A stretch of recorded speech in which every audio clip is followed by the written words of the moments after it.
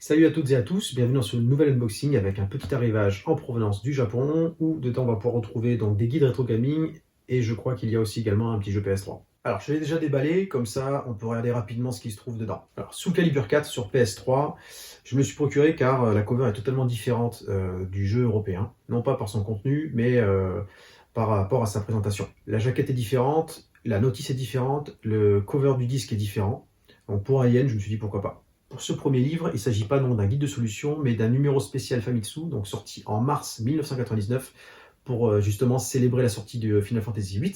Dedans, on peut retrouver donc des interviews exclusives avec comment les créateurs ont eu l'idée de ce scénario, la musique, différents artworks, comment les monstres ont été conçus, les magies, les personnages. Voilà, c'est un numéro spécial totalement dédié à Final Fantasy VIII.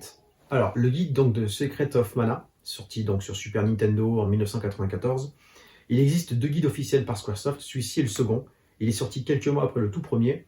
Il est plus complet et présente du coup pas mal d'aspects techniques pour les hardcore gamers.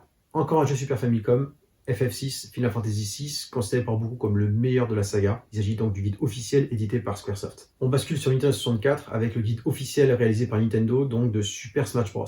Comme on peut le voir ici, vous avez le petit sticker Nintendo, et donc il s'agit du guide officiel. Pour ce guide-là, ça faisait quelques temps que je le recherchais. Comme on peut voir, il est quand même relativement épais. Il s'agit de Dragon Quest XI, du guide officiel, édité donc par Square Enix, mais pour la version Nintendo 3DS, version donc qui n'est jamais sortie en dehors du Japon.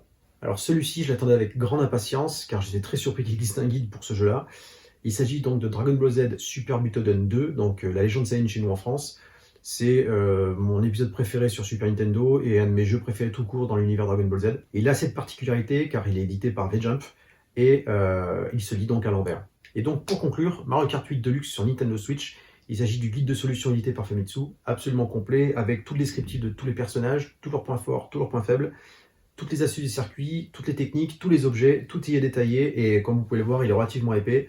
Donc c'est très sûrement une des versions les plus complètes qui existent en guide de solution sur Mario Kart 8 Deluxe. Voilà, c'est la fin de cet unboxing, j'espère qu'il vous aura plu. Il était certes un petit peu court, mais j'espère qu'il aura quand même donné l'envie à certains de collectionner donc ces guides rétro gaming. N'hésitez pas à me poser les questions dans les commentaires, à laisser un petit pouce et à vous abonner. Salut!